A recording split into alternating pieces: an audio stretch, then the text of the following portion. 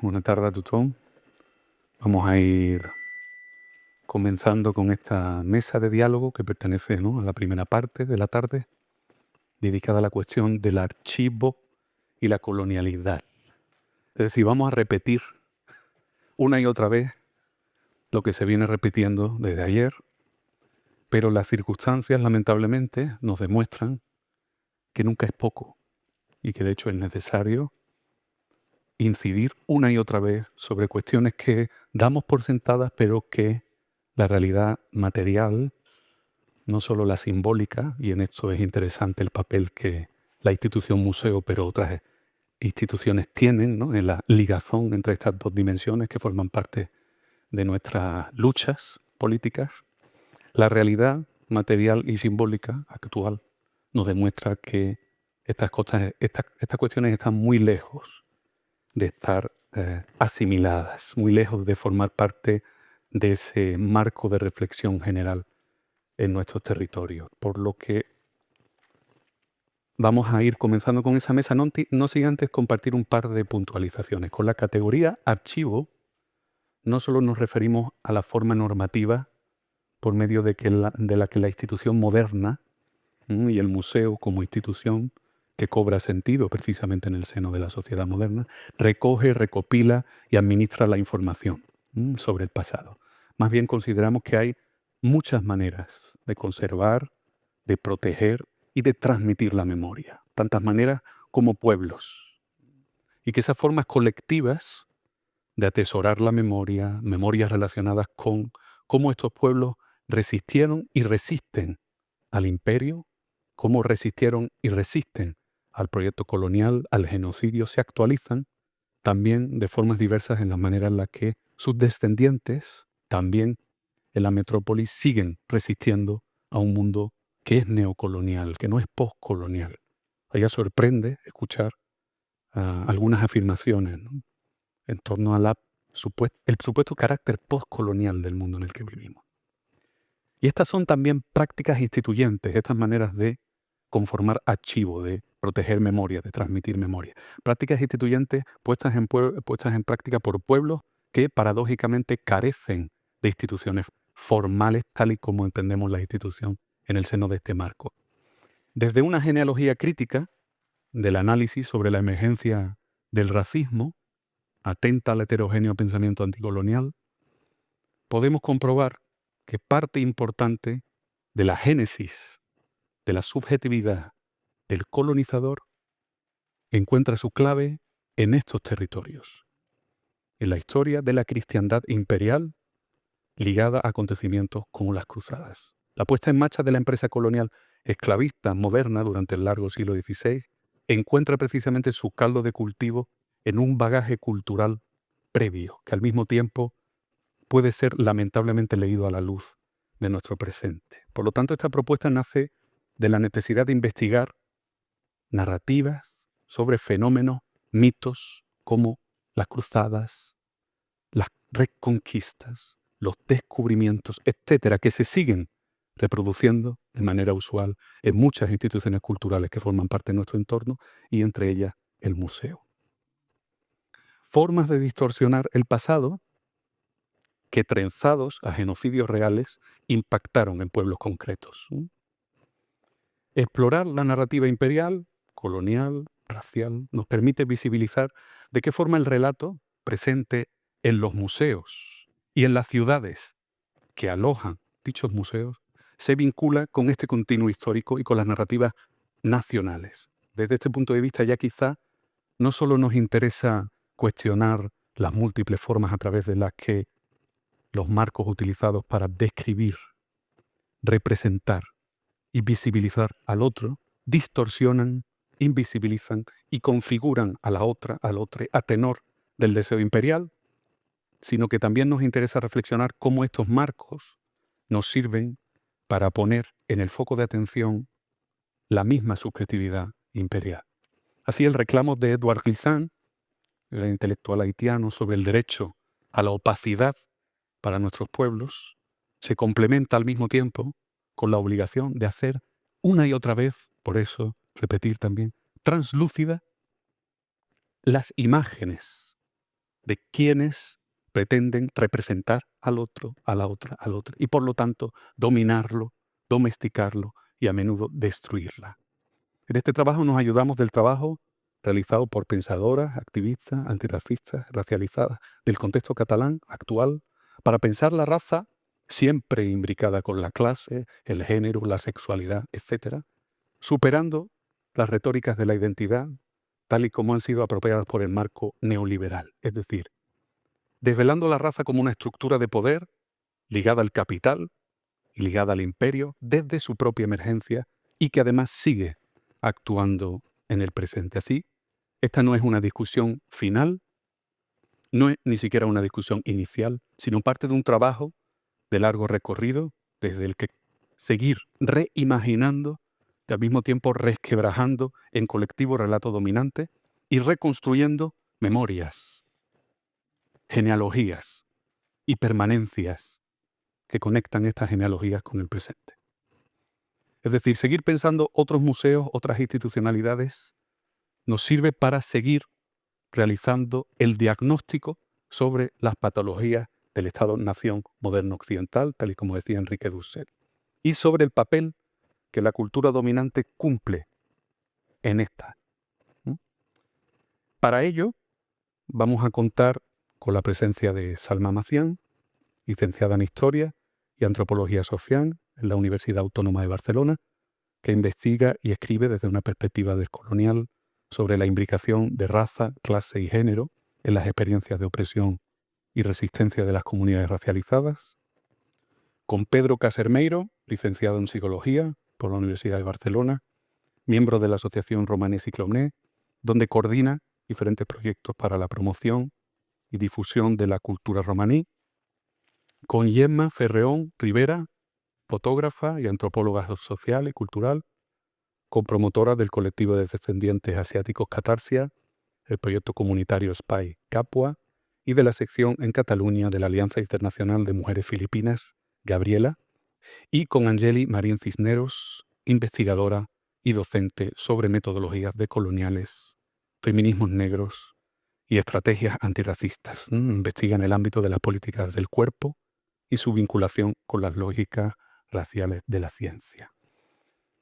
Vamos a estructurar estas intervenciones a través de 3 momentos, 3 preguntas, que forman parte en realidad de una misma inquietud, que ya se viene repitiendo hasta la náusea, como decíamos, desde que comenzamos esta jornada. Y no solo, sino mucho antes.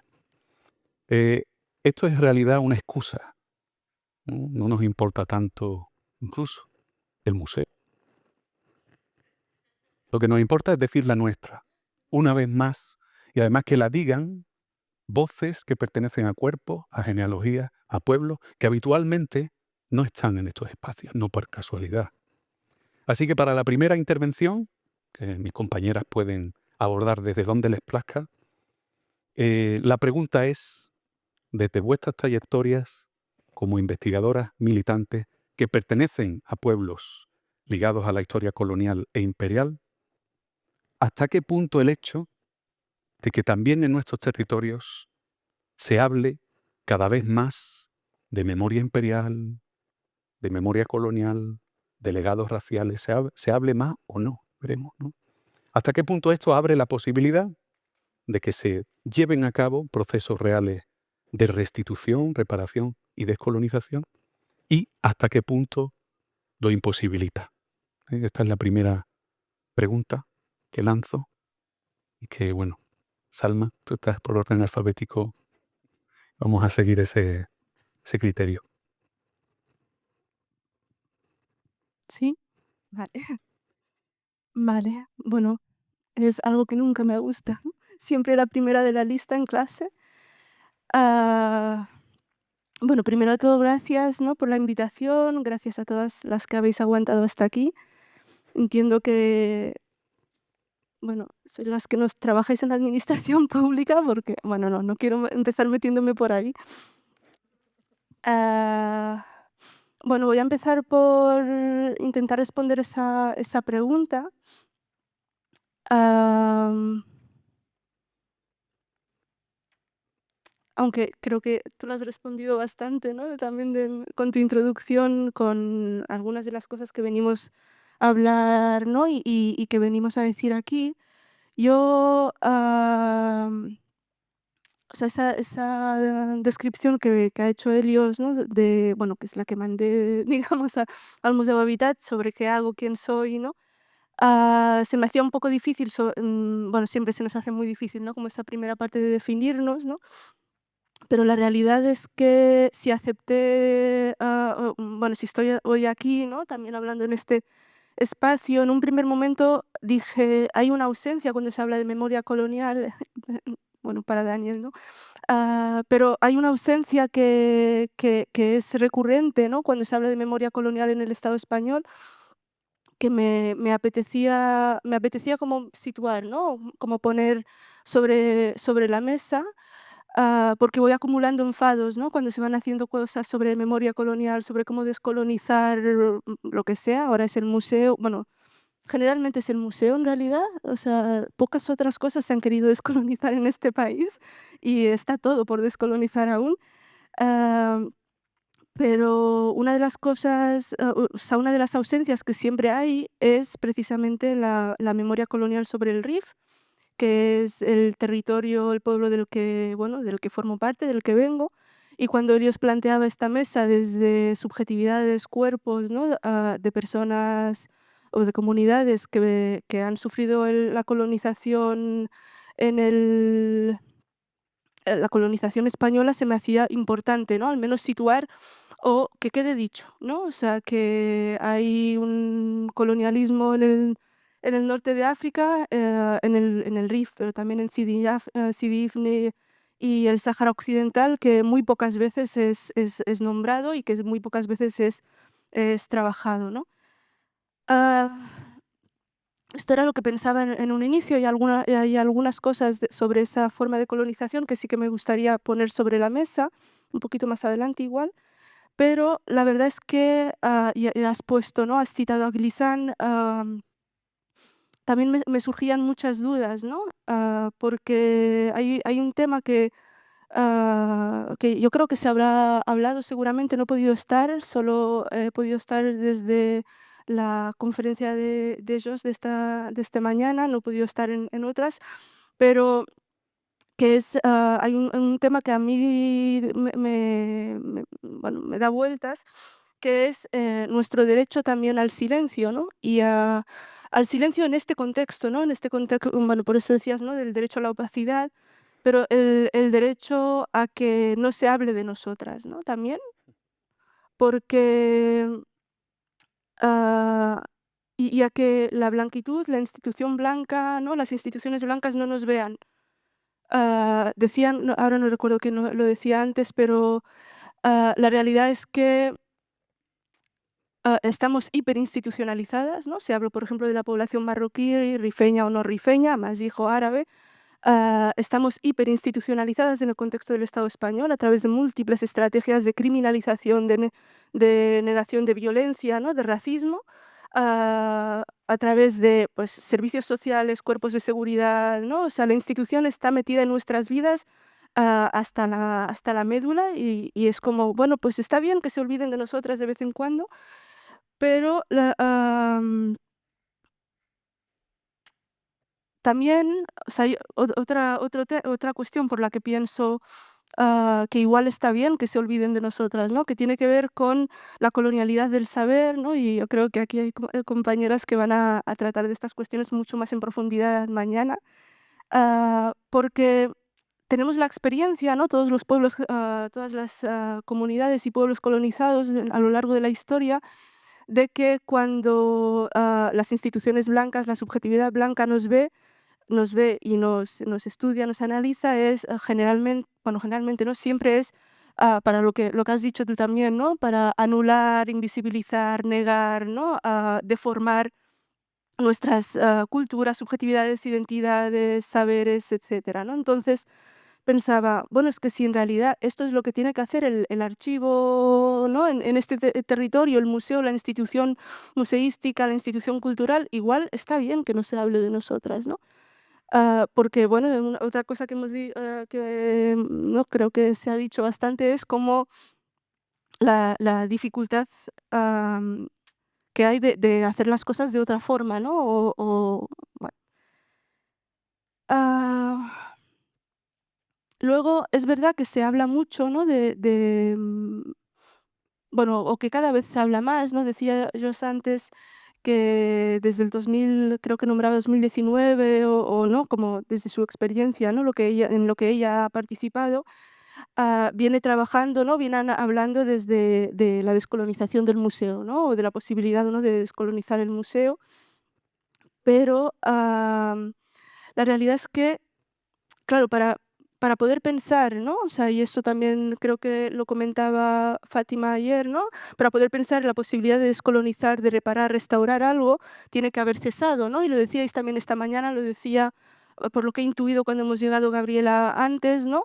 La violencia colonial no ha terminado, no ha cesado en ningún momento y por lo tanto, se me hace muy difícil pensar qué es lo que hay que restaurar si nada ha acabado realmente, nada ha terminado. Entonces, habrá que cesar la violencia primero, ¿no? O sea, habrá que pararla y por lo tanto habrá que, igual desde estas instituciones culturales habrá que preguntar, ¿no? Y exigir el cese de la violencia de esas otras instituciones. O sea, no estoy hablando de las violencias que ejerce esta misma institución, ¿no?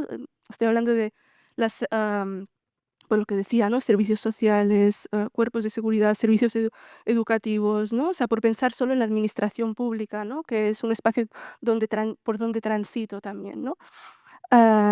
Bueno, porque todas transitamos por múltiples espacios hasta que nos echan o hasta que ya somos demasiado incómodas o hasta que no podemos soportarlo más, ¿no?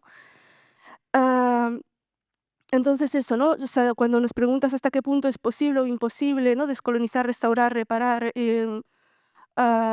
pues habrá que pensar en cómo hacemos para que pare la violencia, ¿no? Para que pare la violencia en frontera, para que pare la violencia que, ¿no? Comentaba Gabriela, las muertes en el Mediterráneo, pero también las relaciones neocoloniales con nuestros países de origen, ¿no? La colonización, eso lo sabéis, y si hay historiadoras aquí también lo sabrán. La mayoría de los procesos de descolonización se firmaron en despachos entre las fuerzas coloniales y las fuerzas neocoloniales del otro lado al menos del otro lado del Mediterráneo, no voy a hablar de otros territorios, ¿no? Entonces, hasta qué punto esa descolonización se ha terminado. Y no estoy hablando solo de territorios actualmente ocupados, como puede ser Palestina, como puede ser el Sáhara Occidental y otros, sino también territorios que se piensan independizados, que no lo están, ¿no? Y aquí entran los acuerdos económicos, los acuerdos de pesca, los acuerdos agrícolas también, ¿no? El territorio rifeño actualmente básicamente se destina a producir alimentos que se exportan y que entran por Mercabarna, por cierto, a este territorio para mantener el nivel de vida y el sistema de vida de este territorio y de la gente que lo habitamos, ¿no? Entonces, reparar, restaurar, ¿qué? ¿No? Igual que se queden las fresas y las gambas ahí y por ahí podemos empezar, ¿no? Al menos. Y luego también las implicaciones. Hay un tema que sí decía que no voy a hablar mucho del colonialismo español en el RIF, pero sí que hay un tema que me parece muy, muy importante, también porque aquí hay gente que trabaja temas de salud, ¿no? Y creo que es importante, ¿no? Que cuando digo que la violencia no ha cesado, es porque la violencia, y esto es un poco extraño, pero la violencia la llevamos las rifeñas en la sangre.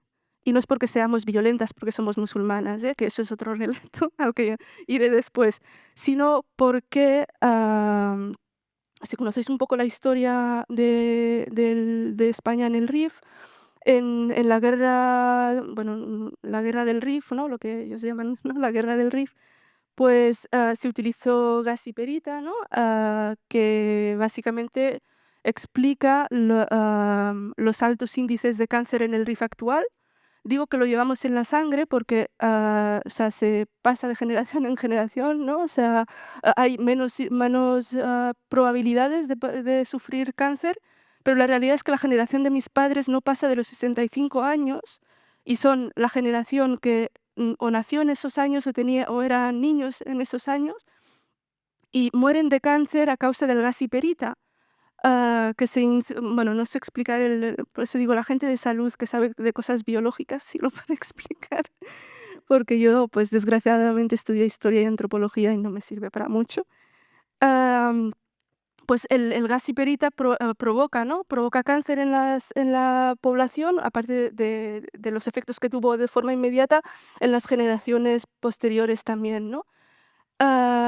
Decía la generación de mis padres, y mis padres, por ejemplo, tienen un miedo atroz a la enfermedad mala, la llamamos, o sea, lo estoy traduciendo, al cáncer, ¿no? Y las que sois médicas probablemente lo podáis ver, ¿no? Entre la población marroquí, los niveles de cáncer son muy, muy altos. No hay estudios suficientes porque, como decía, hay un pacto colonial entre quien gobierna ahora al otro lado del Mediterráneo, quien gobierna aquí, por silenciar precisamente esa memoria y por qué el uso de gas hiperita ya estaba prohibido y España ya había firmado todos los convenios por firmar, ¿no? O sea, estas cosas que se firman para que luego el Estado de Israel se los pueda saltar. Am, estoy mezclando temas adrede, aparte porque soy así también.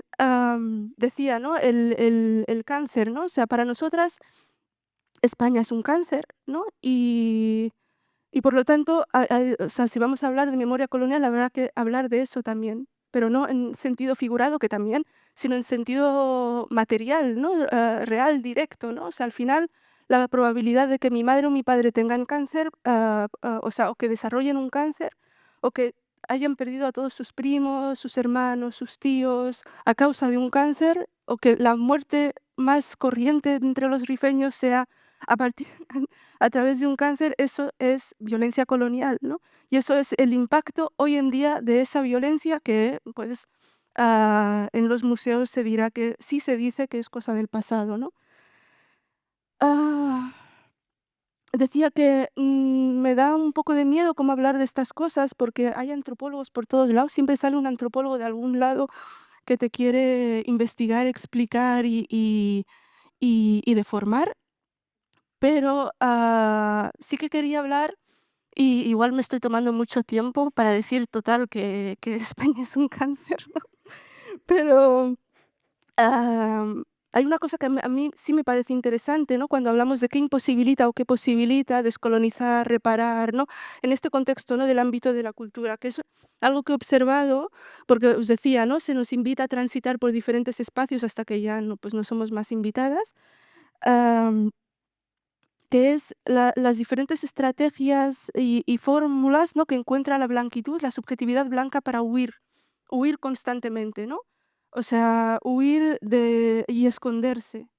Y hay múltiples estrategias en las que se huye y se esconde, y a mí eso, eso sí me parece interesante y como algo a trabajar, ¿no? Porque, o sea, muchas de las que estáis aquí os conozco, sé de dónde venís y no va por, bueno, o sí, no sé.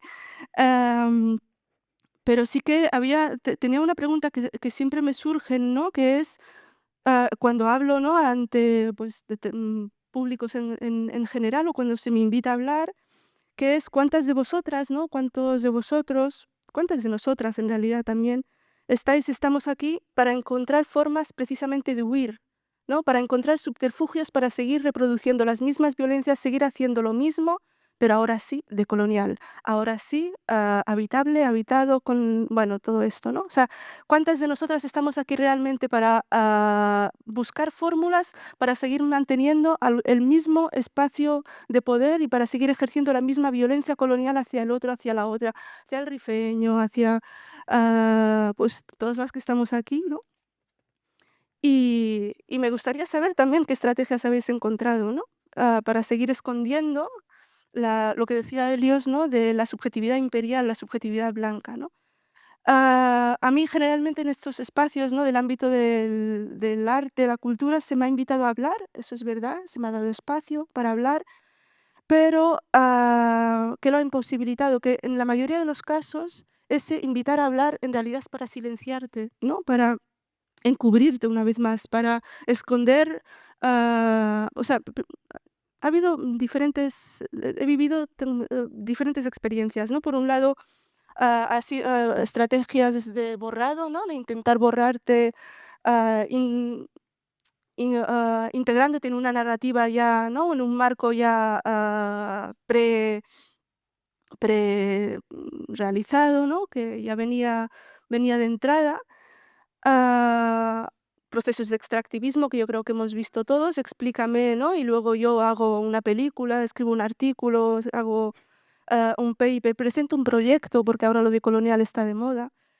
Am, y se financia, aunque cada vez menos, también tengo que decirlo, habrá que pasar a otra cosa. Am, y luego también dime qué es todo eso que quieres decir, porque yo voy a ampliar tu voz, ¿no? Yo lo voy a explicar. Además, porque yo como persona blanca lo explico mejor, porque tú te pones nerviosa, te enfadas porque te atraviesa, porque lo tienes aquí atravesado en el estómago, ¿no? Porque cuando digo que nos pasa por la sangre, por el cuerpo, no es una metáfora, realmente está aquí, ¿no? Y estos nervios y esta rabia y este temblor tiene que ver con que, o sea, todo esto, ¿no? Que estamos hablando no son ni discursos, ni estrategias, ni temas de museo, ¿no? O sea, cuando las feministas dicen, sin ser yo nada de eso, no. Cuando las feministas dicen nos va la vida en ello, realmente nos va la vida en ello, ¿no? Aunque también es verdad que está bien como reconocer también y lo decía alguna compañera antes, ¿no? El espacio de privilegio que es el poder estar sentada hoy aquí hablando, hablándos. Entonces, ¿ya me callo ya? Es que si no me haces callar, yo sí, porque no estoy calculando el tiempo, pero bueno, sí, igual lo dejo ahí. No he respondido a la pregunta, pero bueno, como Primo Pedro.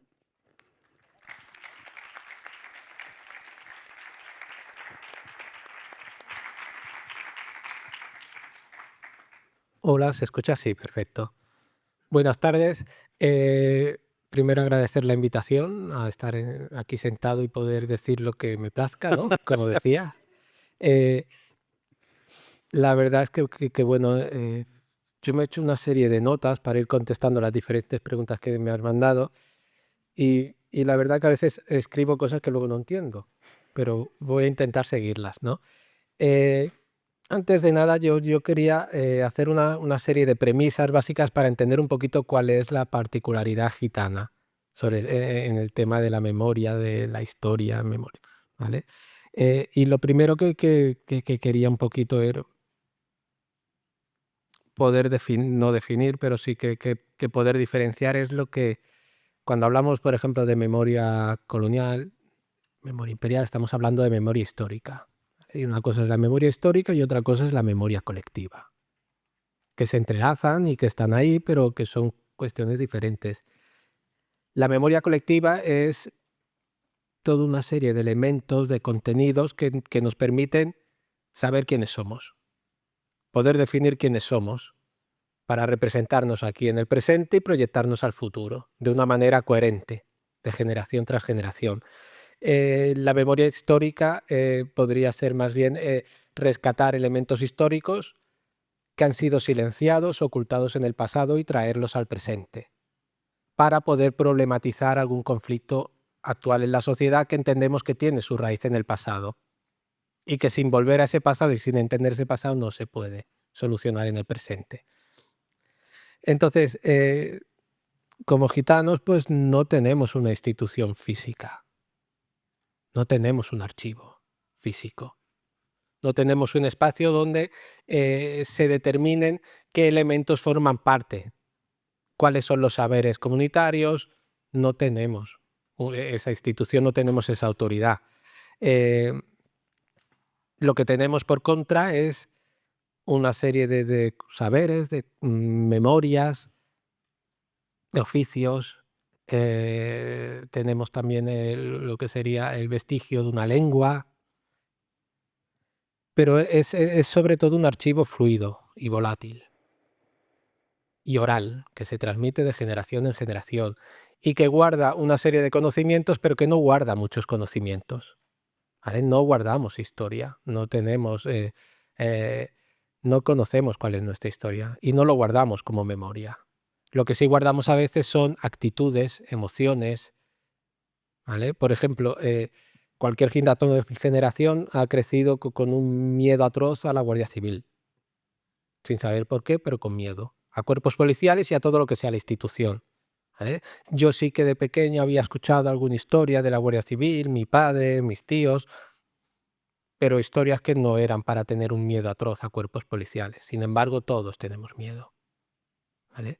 Y uno cuando se va y hurga en la historia y empieza a tirar de cuál es la historia de los gitanos, empieza a entender por qué tenemos ese miedo. Claro, no hemos guardado el contenido histórico, no lo sabemos por qué, pero sí hemos guardado esa memoria.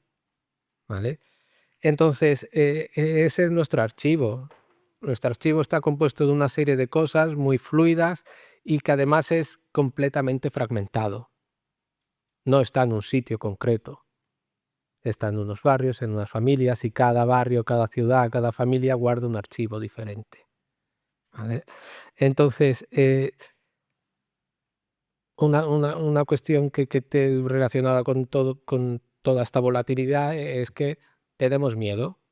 Tenemos miedo a dejar de ser quienes somos, porque no tenemos un anclaje concreto en ningún sitio. Tenemos miedo a dejar de ser quienes somos y aparte tampoco tenemos muchos elementos para saber quiénes somos. Y por otro lado, pues tampoco sabemos si es pertinente juntar todos esos fragmentos de memoria que tenemos en diferentes sitios. ¿Vale? Y yo no sé si no sabemos si debemos hacerlo o es que en realidad no queremos. Cuando antes hablábamos del derecho a la opacidad, que no se hable, a veces como gitanos entre nosotros también tenemos ese miedo a no transmitir a las generaciones de abajo determinadas cuestiones. ¿Vale? Por ejemplo, mi abuela pues, me ha explicado cosas a mí que no ha explicado a su propia hija, mi madre. Y me las cuenta a mí porque tenía miedo a que mi madre las supiera. Y yo a mis hijos no les cuento cosas, intento promover otra cuestión diferente. Entonces, hay un continuo borrado de la memoria gitana, de la memoria colectiva. Desaparece. Cada vez que desaparece una persona, desaparece parte de ese archivo. Y cada vez que nace alguien, nace la expectativa de que ese archivo vaya evolucionando y vaya creciendo y vaya cambiando y se vaya adaptando al mundo en el que vive. Básicamente el archivo gitano lo podríamos entender como una suerte de resistencia y supervivencia continuo, de ir creando, de ir generando. Es completamente fluido. Entonces, para ir contestando la pregunta un poco inicial sobre cuáles son los elementos que pueden recuperarse, restituirse si queremos, si no queremos, lo primero, la primera pregunta que yo me hice para tratar de acercarme a la respuesta es: si queremos un archivo, ¿qué tipo de archivo queremos los gitanos? Precisamente ligado a ese miedo, a ese derecho a la opacidad por miedo a lo que la institución, el Estado ha hecho históricamente con nosotros. Que básicamente la misión del Estado ha sido eliminar el archivo gitano, exterminarlo, ¿vale? Durante 500 años y además con leyes muy concretas, con intentos de genocidios, y lo que ha intentado es exterminar esa alteridad, esa otredad que el mismo Estado generó, luego la intentó exterminar. ¿Vale? Entonces, ¿qué tipo de archivo queremos? No lo tengo muy claro. Yo personalmente no lo tengo muy claro, pero sí que en esa respuesta de la reparación, que además la reparación estamos muy acostumbrados a hablar de reparación en términos de memoria histórica, es decir, en monumentalizar, en llevar exposiciones, en hablar sobre historia. Eso suele ser sencillo porque acaba siendo simbólico, pero el transformar imaginarios, cambiar realidades, relaciones sociales, o sea, cambiar lo que es ese archivo, eso es más complejo, ¿vale? Entonces, yo de momento lo que veo mucho, como comentabas, Alma, que nos utilizan a veces, ¿no? De que estamos aquí como floreros, ¿no? Como aportamos riqueza cultural. Pues no, oye, no estamos para aportar riqueza cultural. Estamos para existir como existe todo el mundo, para ser, para pensar y hacer lo que nos dé la gana, sin que nos tengan que decir que somos riqueza cultural, en el mejor de los casos, porque está de moda decir que somos riqueza cultural, pero en realidad las políticas que se aplican hacia nosotros no es que seamos riqueza cultural, es que somos un problema social. ¿Vale? Entonces, digamos que el relato nacional lo que dice es que los gitanos somos un problema social y que vivimos en la marginalidad